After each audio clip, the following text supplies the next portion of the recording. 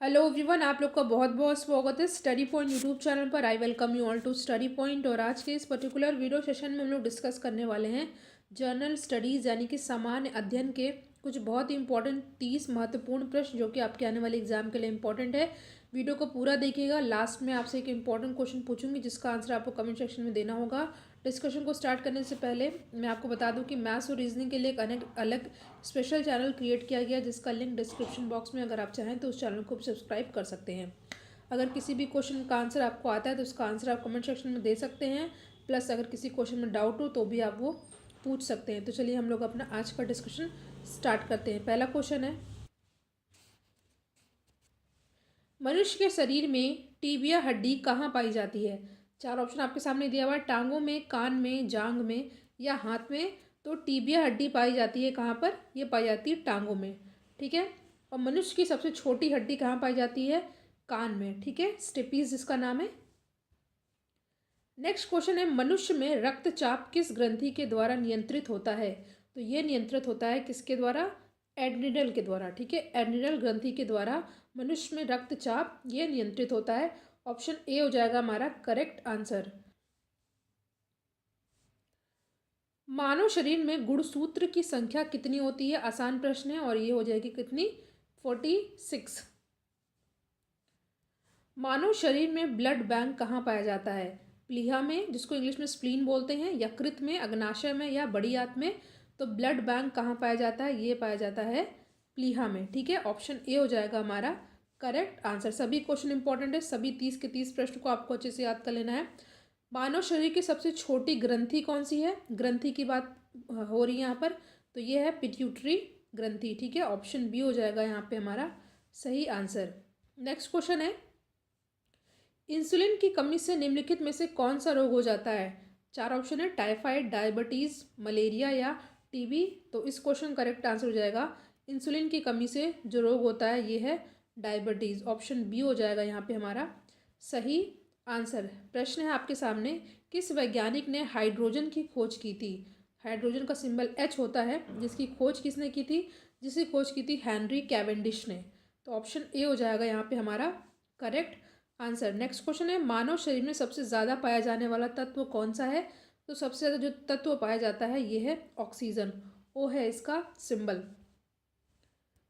परमाणु बम किस प्रक्रिया पर आधारित है? आसान प्रश्न है, चार ऑप्शन आपके सामने दिया हुआ है, नाभिकीय संलयन, नाभिकीय विखंडन, नाभिकीय अभिक्रिया या इनमें से कोई नहीं। तो परमाणु बम जिस प्रक्रिया पर आधारित है वो है क्या? नाभिकीय विखंडन, ठीक है। ऑप्शन बी हो जाएगा यहाँ पे हमारा सही आंसर। नेक्स्ट क्वेश्चन है, निम्नलिखित में से कौन सी समिति सबसे बड़ी संसदीय समिति है? तो ये है कौन सी? प्राक्कलन समिति। ऑप्शन डी हो जाएगा यहाँ पे हमारा करेक्ट आंसर। नेक्स्ट क्वेश्चन है, संविधान के अंतर्गत उच्चतम न्यायालय से वृद्धि के प्रश्न पर राय लेने का अधिकार किसको है? तो यह है किसको अधिकार? राष्ट्रपति को, ठीक है। ऑप्शन बी हो जाएगा यहाँ पे हमारा करेक्ट आंसर। बाल श्रम का संबंध किस अनुच्छेद से है? किस आर्टिकल से है?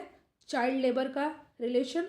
तो इस क्वेश्चन करेक्ट आंसर होगा आर्टिकल 24, अनुच्छेद 24 में बताया गया है। लोक लेखा समिति की रिपोर्ट प्रस्तुत की जाती है लोकसभा में, राज्यसभा में, विधानसभा में या विधान परिषद में। तो लोक लेखा समिति की रिपोर्ट प्रस्तुत की जाती है कहाँ पर? लोकसभा में। ऑप्शन ए हो जाएगा यहाँ पे हमारा सही आंसर।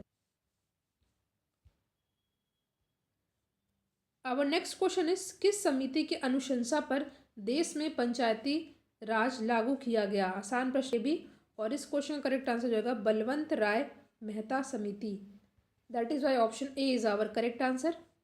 नेक्स्ट क्वेश्चन है, किसके अंतर्गत 6 से 14 वर्ष तक की आयु के बच्चों को शिक्षा अनिवार्य है? मूल अधिकार, राज्य के नीति निर्देशक तत्व, मूल कर्तव्य या प्रस्तावना। और इस क्वेश्चन करेक्ट आंसर जाएगा मूल अधिकार, ठीक है। ऑप्शन ए हो जाएगा यहाँ पे हमारा करेक्ट आंसर। नेक्स्ट क्वेश्चन है आपके सामने, भारत में वित्तीय आपातकाल कितनी बार लागू किया गया है? 0 टाइम्स, ठीक है। भारत में वित्तीय आपातकाल अभी तक नहीं लागू किया है, तो ऑप्शन डी हो जाएगा यहाँ पे हमारा करेक्ट आंसर, ठीक है। नोकरेक राष्ट्रीय उद्यान किस राज्य में है? मणिपुर, मेघालय, त्रिपुरा या मिजोरम? तो नोकरेक राष्ट्रीय उद्यान कहाँ पर है? ये है मेघालय में। ठीक है, ऑप्शन बी हो जाएगा यहाँ पे हमारा सही आंसर।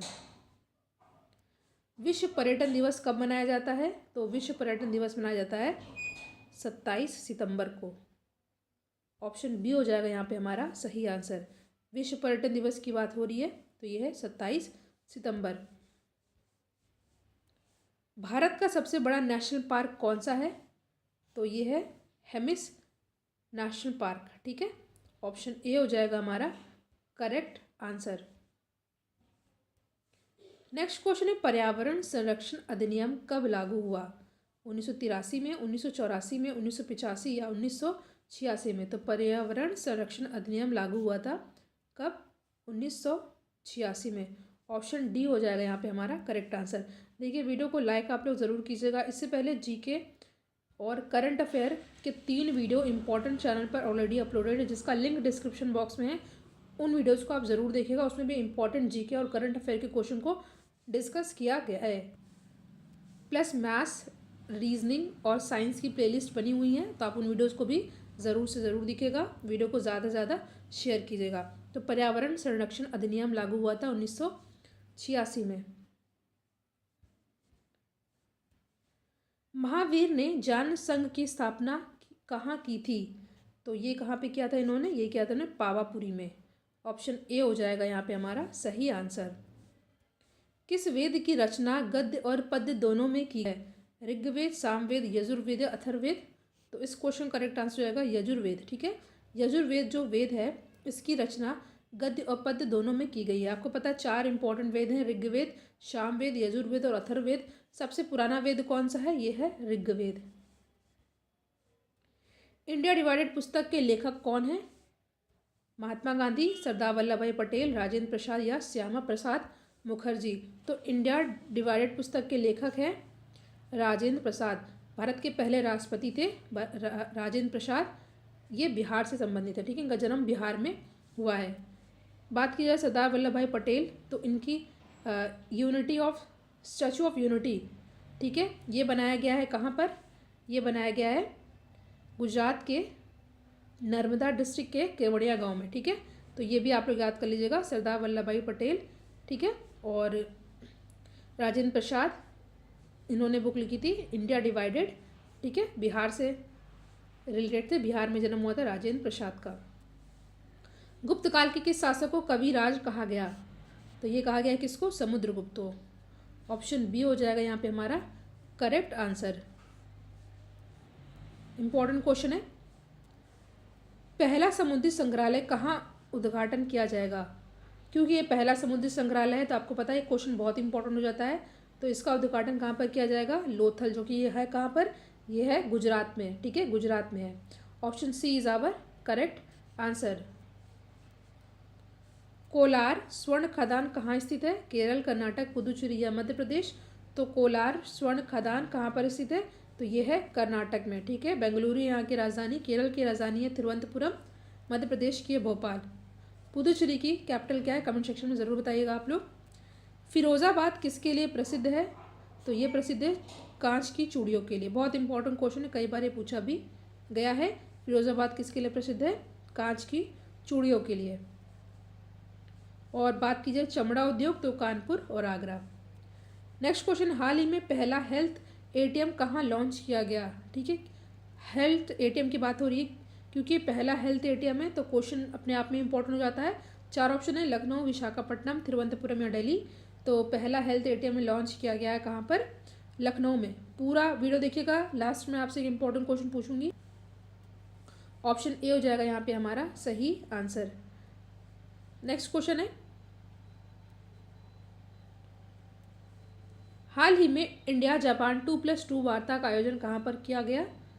तो ये कहाँ पर किया गया है? यह किया गया दिल्ली में, भारत की राजधानी दिल्ली में।